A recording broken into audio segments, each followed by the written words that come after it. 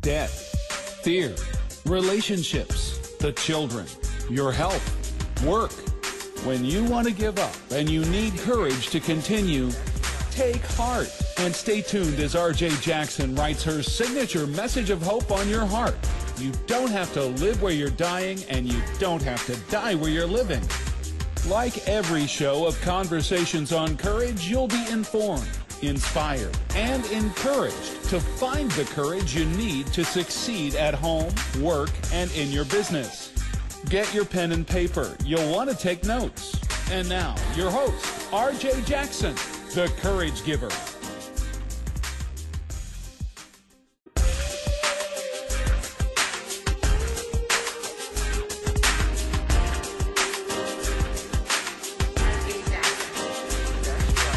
Hello, beautiful. I'm your friend, R.J. Jackson, your master encourager, accountability coach, speaker for your next event, and your down-to-earth, I'm listening, tell it like it is, I love you, girl, friend. Yep, that's me. Welcome to the conversation. This is a show for women.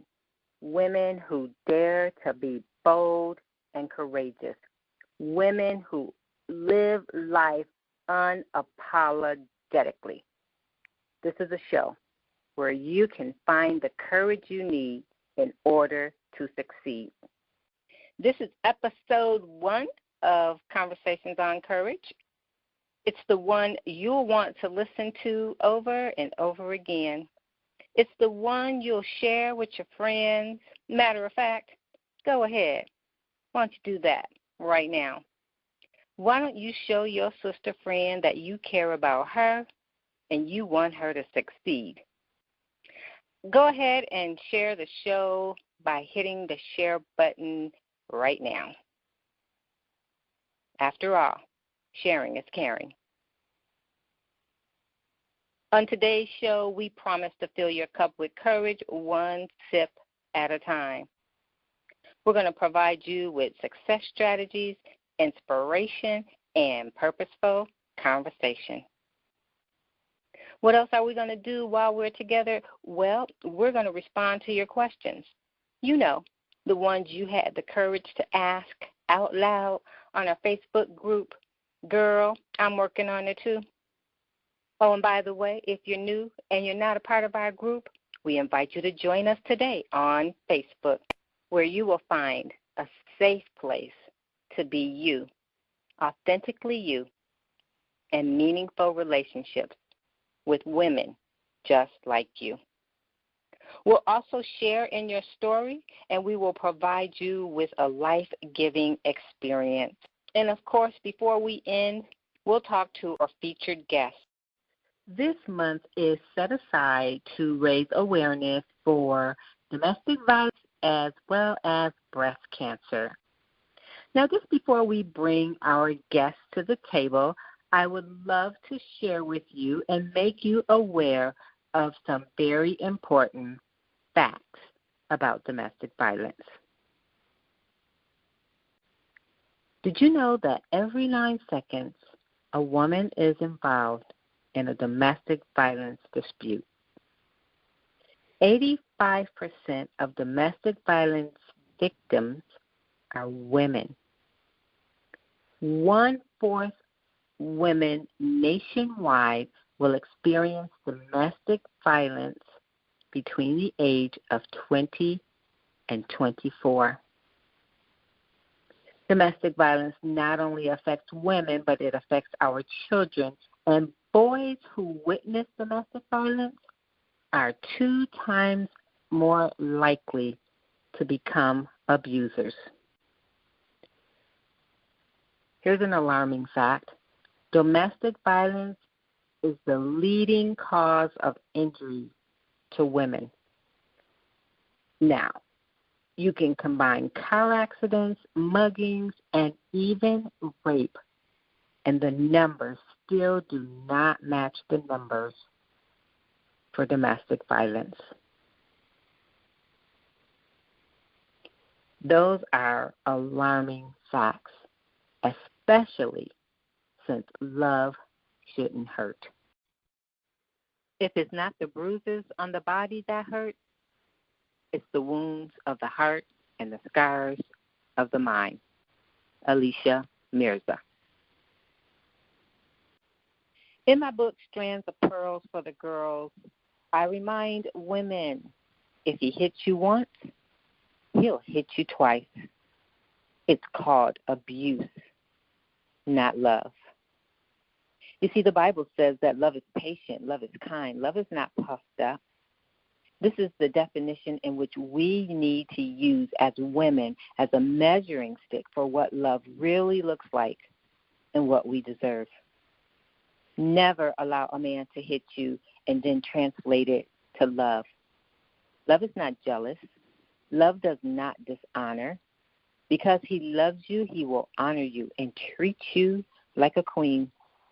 If he hits you once, he'll hit you again.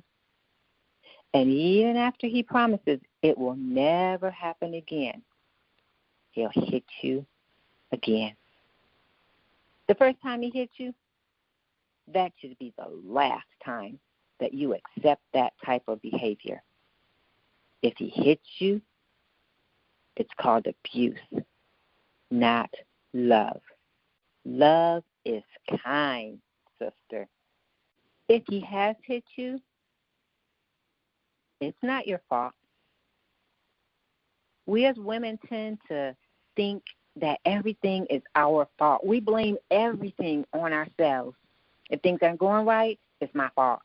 If things aren't the way you desire them, it's my fault. If things are jacked up, it's my fault. I want to encourage you today to have another thought because it's not your fault. We're not responsible for how other people choose to respond, their choices and their actions. Healing is waiting for you. Freedom is waiting for you. Love is waiting for you. Girl, it's time. It's time to give the world what they deserve, your greatness. And listen, it's not too late. Oh, no, it's not too late. And you are in the right place at the right time to get started. Stay tuned. Coming up next, RJ brings her special guest to the table for more authentic and down-to-earth conversations on courage. Today, we are going to sit at the table with our guest, Wendy Talley. Wendy is a mental health clinician. She is a psychotherapist for those who struggle in life challenges and transitions. She's the voice of comfort and a thought consultant. She owns her own practice, and she believes that everyone, including you, have the power and the will to recover from crisis. By removing the layers of trauma, Wendy believes that we can live out of our greatness. And you know what I say? The world awaits your greatness. So go grab your pen and your paper and join us at the table for a conversation on courage with Wendy Talley.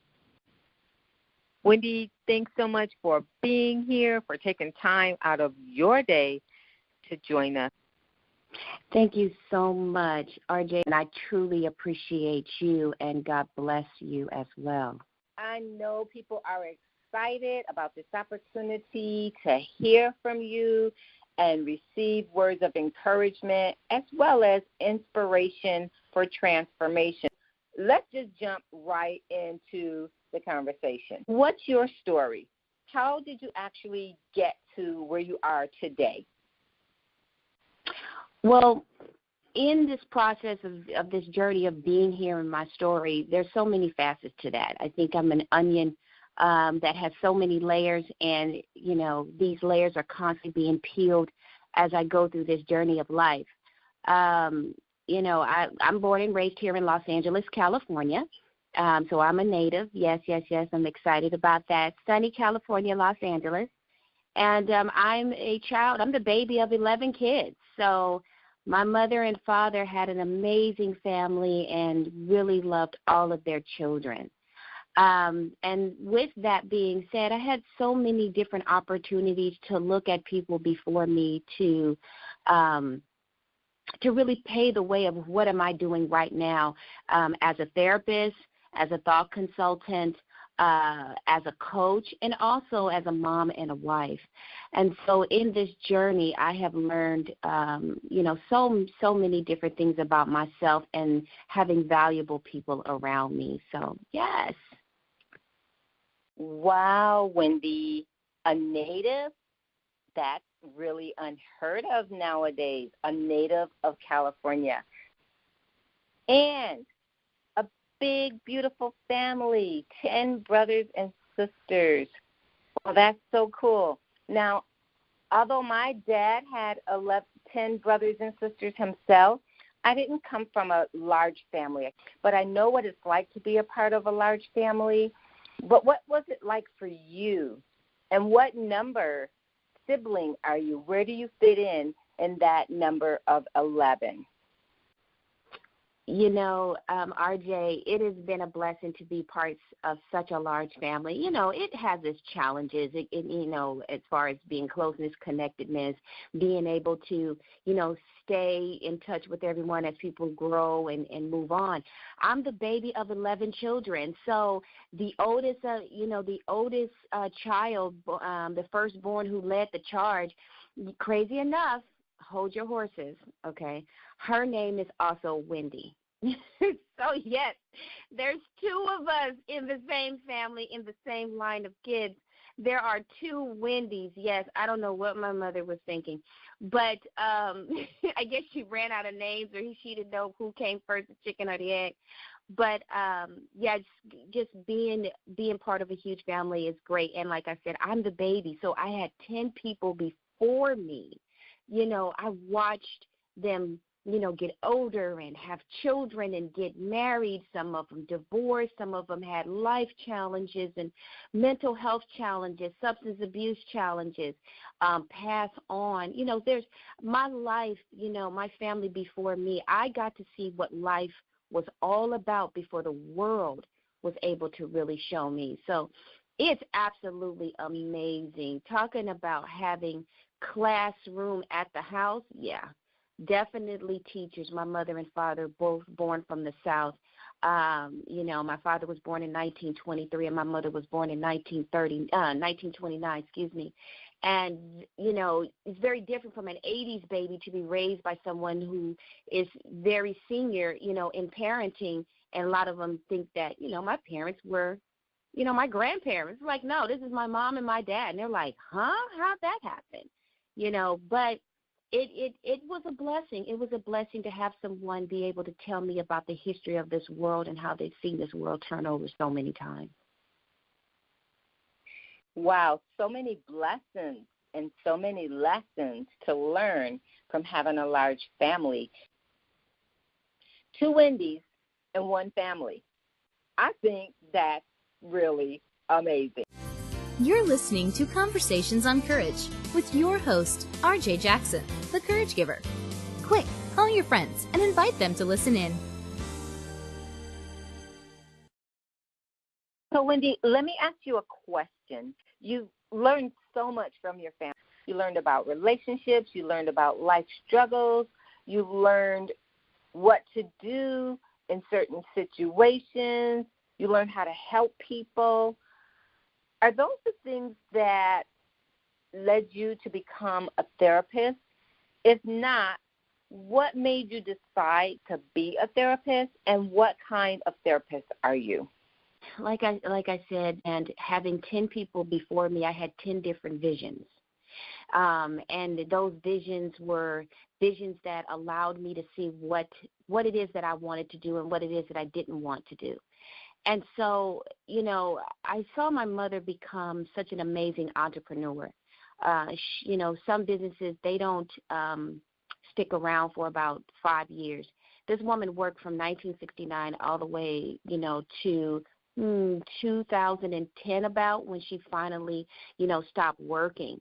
And, she gave me a vision that if this woman can raise 11 children on an income based off of feeding families, and a father that all he did was mow lawns and clean up behind people's houses, and I never missed a meal, that really showed me that hustle is important, that vision is important, that thoughts are important.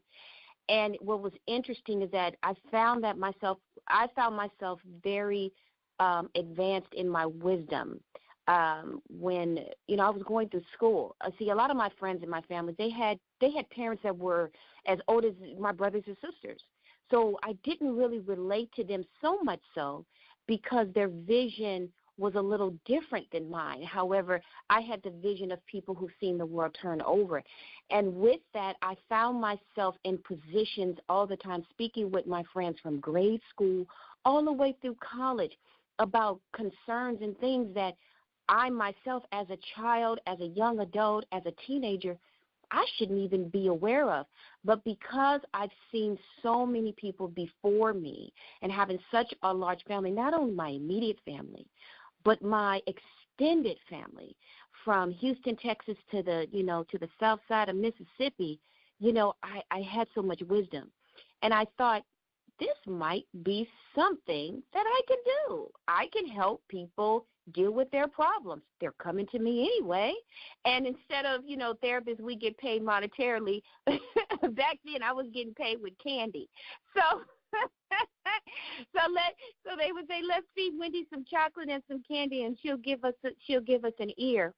So that's how I started this whole process of becoming a therapist, was that just allowing people to talk to me because they felt comfortable to do so.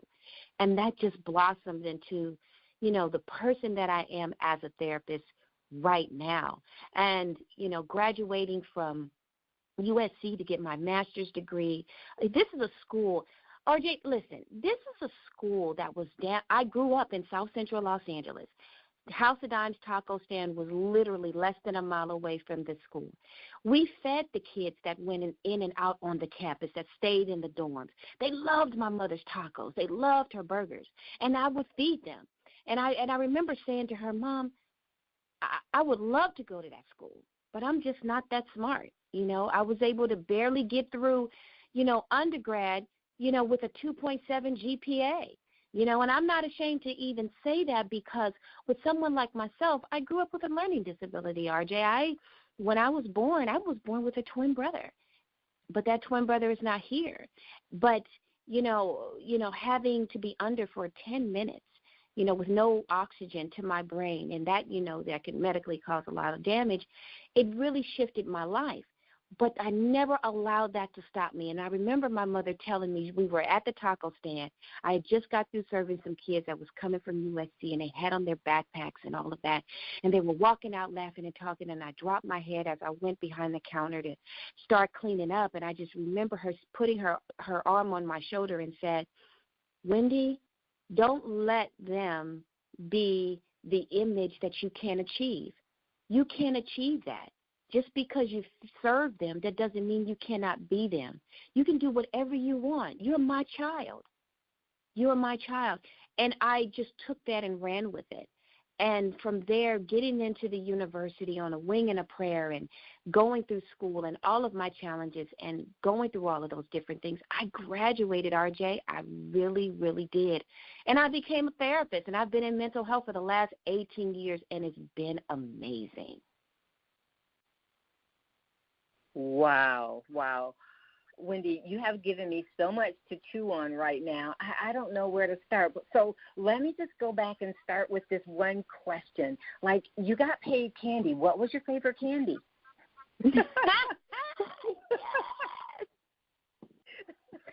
Yes, my favorite candy was the Jolly Ranchers. It was the apples. It was the apple flavored Jolly Rancher. I got a lot of those, and then I also loved. I used to call it, the quote-unquote old people candy, but I love See's candy. My mother used to get See's candy all the time, and I never saw young people eat it. And I'm like, I'm not going to eat candy that people older than me eat, but I loved it so much. So I would get Jolly Ranchers. Some folks would bring me See's candy because they got it from their mother's cabinet or in the refrigerator. So that's the kind of candy I would get paid with. Thank you for that sweet Jolly Rancher nugget to chew on today, to say, hey, use your gifts and talents, what God has given you, to create and to become entrepreneurs, to press past your fear. Thank you so much for that. Now, you also said something else that was like super important that I want to just chew on for just a little bit. You talked about believing in yourself. Now, you said you had moments of doubt and fear and you weren't sure if you could do it, but you've listened to your mom, a wise woman, who said to you, wait a minute, girl, don't you know who you are? Don't you know who you belong to? You can do anything. Listen, you're my child. You belong to me. And I'm really confident that God sends that same message to us. Girl, don't you know who you belong to? You're my daughter. You're the apple of my eye. I created you for a purpose, for destiny, for hope and possibility. What do you mean you can't?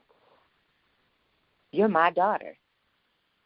And just as you shared that, I'm really believing that someone's listening right now who's allowing fear and doubt and shame and guilt to overpower their possibilities based on who they are and who they belong to. You did it. You pressed past your fears. Good for you. And thank you for encouraging us to do the same thing as well. Now, sometimes pressing past our fear is really challenging and we need help. But I know for sure that sometimes as women, we're not asking for help. We're like, I got this. I don't need help, especially as women of color. Like, we're not going to nobody's therapist. Girl, I know what I'm talking about, right? We got that kind of attitude. So you've been in business for 18 years.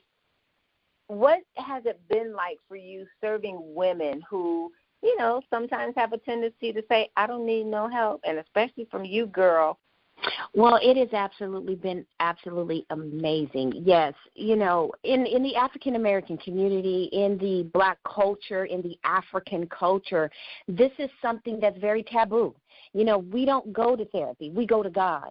And please believe, I am the believer of the Father, Son, and the Holy Spirit. If it was not for him, and like you said, you know, my mother had to remind me, you're my child. You know, you come from the Flannery family. That's just who you are. And she had to not only remind me of that I was her child, but she was also the child of God. And so in my practice, you know, in my practice, I work with a lot of women and men about how they believe where they should be. How do you do that? It's not about what you believe, it's how you believe. And how you believe is developed by the things and the images that's put forth in front of us as we're growing up. You know, it's how we're shaped. Are there somebody somewhere in your family you can probably remember or not remember shaped the path that you are on right now? And see, that path may not have been positive. You know, that path for me and for you and anyone else that's listening, maybe something had to happen. Unfortunately, very painfully, had to happen to propel you and to push you into your purpose. See, I have a motto, and it says, for a person to live their destiny on purpose. Live your destiny on purpose. See, we all have gifts. And in my practice and when I talk to women, we have such a power of the tongue, and we are the carriers of vision. That's what God gave us, is vision, because we birth nations. Well, in birthing nations, we got to continue to birth us and our thoughts. And so I talk to women in my practice about how those thoughts were shaped, who was responsible in the process of the beginning, and the successes and the failures of how those thoughts came to pass. And so I work with women for sometimes a few sessions, sometimes a few weeks. I got women coming to my practice for the last 2 of the 3 years that we have been thriving. We have been thriving because they are peeling the layers of the onion that has been developed in their life. And we have to remember, our thought shapes our behaviors. And people come in and ask, Wendy, RJ, hey, why do I behave this way? And I always say, you already know why. It's not about the why we need to figure out. It's about how did you get here? Because we already know why. So we're going to already identify it. But let's see, how did you get to this point? How did your thoughts shape your behaviors? And so I help a lot of individuals and couples and family move their thinking to being handicapped, to being stuck, being stuck and handicapped in a way that they cannot move to where they're flying and soaring in anything that they want to do. That's phenomenal, because it's never easy to push past our fears, push past stigma. And so to see it happening, to hear about it is really amazing. God put people in our lives to help us. That's why we have therapists. That's why we have doctors. That's why we have service people to help us succeed. So, Wendy, you're a thought consultant.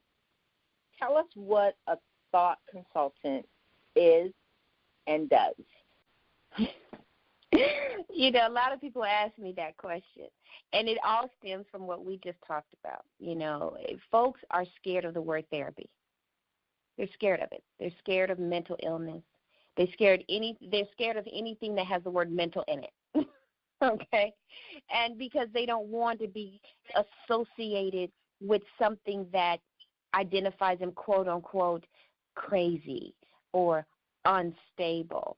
But being a thought consultant is merely a different way that I have allowed people to experience therapy without having the stigma, just like you stated, without having the stigma of feeling like they're in a therapeutic session. Also, too, it also helps entrepreneurs as well. See, being a thought consultant is mainly someone like myself who is a consultant, someone that works with small business owners, works with individuals, whether they're one or two, and what I do is I consult with the thoughts that's shaping your current position. So let me give you an example, because I'm a visual learner. That's how I learn. I learn through metaphors and I learn through vision. So let's just take an example of, one of my students, I'm providing clinical supervision where she's getting her licenses hours to become also an independent practitioner in the state of California. But she also has this vision of having her own private practice. So I'm like, I'm doing twofold. I'm working with you to get your licensing hours, and then I'm also working with you to become, your own entrepreneur. But in this process of learning to be an independent practitioner and going through the process and learning your truth, she wasn't comfortable with failure. She wanted to be perfect in everything. She wanted to know everything. She needed to know everything that's ever written and done about therapy. I'm like, wow, this is way beyond me. And from my understanding, it's way beyond the schools that I went to, because therapy is constantly evolving. So let's see here. And I talked with her. I said, can I consult with you? She said, yes. And I said, I don't actually want to consult with you. I actually want to consult with the thoughts that are in your head that's being projected, to me right now, because your mind has a perception. It has a vision of where it wants to go, and it's using you as a vehicle to get you there. So I'm going to consult with your thoughts for a moment. So I need you to open yourself up. So I talked with her thoughts about how she sees herself and her vision, and where is it that she can see herself failing. And again, failing, I don't fail. That's not what I'm supposed to do. Failing is not an option. And so I worked with her thoughts and reshaping and reforming and redefining, and for her to be able to see that her success is something that needed to happen through her failures, that needed to happen through her bumps in the road, RJ. That's what we need to do, is that as thought consultants, we consult with your thoughts about where you are and where it is that you're going. Not necessarily therapy where it's like, let's talk about your childhood, but more so, how are your current thoughts shaping where it is that you want to go? You know, some people may call it, oh, you're doing mindset coaching. Okay. If that makes you feel a lot better about it, okay, that's fine. But I'm not here to motivate your thoughts. I'm here to help you be able to look in the mirror and see your thoughts for what they are and how is it that they're shaping you, so that you can be able to have a conversation with those thoughts when something comes up and you need to be able to move forward and you're getting stuck. Girl, that's deep. So I love that. Thought consultant. Leave us with an encouraging thought. The very first thing is I would give them the recipe for discipline for their thinking. And there's a quote, and we've heard this before, and I have this as part of my therapy sessions and my coaching sessions with my entrepreneurs and individuals. And it says, watch your thoughts, for they become words. Watch your words, for they become actions. Watch your actions, for they become habits. Watch your habits, for they become your character. And watch your character, for it becomes your destiny. What we think, we become. And that's something that I have individuals using as a mantra every single time, coming into my practice and saying this so that they can understand that the power of your thoughts can create visions which will activate behaviors, and your behaviors are a reflection of your character. And if you want to be somebody that walks in good character, it's the way that you behave, it's the way that you visualize, and it's the first thought that you have based off of your emotions. So that's what I will give back to your listeners. That's what I give to my clients, that having a discipline of thinking is so key into living out your destiny on purpose. And I wish that for every single person that's going to be listening to this podcast. Every single person. And that means you, girl. Mm-hmm. Yes, you. Peter McWilliams said, our thoughts create our reality. And where we put our focus is the direction we tend to go. So be careful. Be careful, my sister, what you're thinking, because your thoughts run your life. You got to watch it. Watch it, girl. Watch your thoughts. They become your destiny. So if you're not on the road you want to be on, have another thought and then connect with Wendy. She's waiting to hear from you. Wendy, how can we connect with you to help us transform our thoughts? I am on all social media engines, from Instagram, Facebook. You can definitely find me as Wendy Talley, Talley. For Instagram, it's Wendy_Talley_LCSW. For Facebook, of course, is my name. You can look up my private practice, KW Essential Services. That's with an S. You can find that on Instagram and on Facebook. I'm also on LinkedIn. And if anyone that's listening and they want to email me to have a conversation, and I will provide anyone, if you use the code word RJ, I will give you a free 30-minute consultation about your thoughts and where it is that you are going. Not where you're trying to go, but where you're going. Because I believe that when we use the word try, it's a premeditated lie. And we got to stop lying to ourselves when we say the word try. So if you are interested in having that 30-minute conversation with me for free using the code word RJ, we can have that discussion, and I want you to email me, okay? Email me how you like, this whole session here. Email me at KW, the word essential, the word services with an S, at gmail.com. KW Essential Services at gmail.com. Let me know, code word RJ, so we can do your 30-minute consultation. Use the code word RJ. And I like to say RJ is for a reposition journey, because that's what God wants to do. He wants to reposition your journey. He wants to change some things for you, shake some things up. He wants you to talk about what's on your heart, so then you can find the courage to be about what's on his heart. If you missed that information on connecting with Wendy, you can always find her information on our website, conversationsoncourage.com. That's conversationsoncourage.com. Thank you, Wendy, for being a thought consultant and helping us as women by providing a safe place for us to talk about what's really going on. Thank you for helping us press past our fears and getting out of unhealthy relationships to press into our purpose. It's been real. It's been phenomenal. It's been a thought-provoking conversation. Thank you, girls, so much for joining me at the table today and sharing your words of wisdom, your story, and your courage to help us find the courage we need in order to succeed. This has been a pleasure. Yes, it has been. And now it's time to have another thought. It's time to think about those things that are lovely, pure, just, and of a good report. And then it's time to believe those thoughts enough to press past the pain and into our greatness.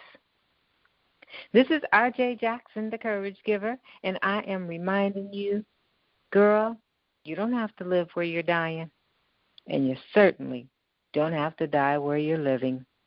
Whatever you're going through, you are not alone. Call us today and let us walk with you. We look forward to connecting with you and sitting at the table with you again on next week right here on Conversations on Courage. Thank you for joining us for Conversations on Courage.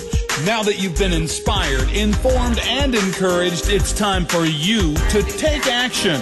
So head on over to thecouragegiver.com. That's thecouragegiver.com and connect with RJ for a personal conversation on courage.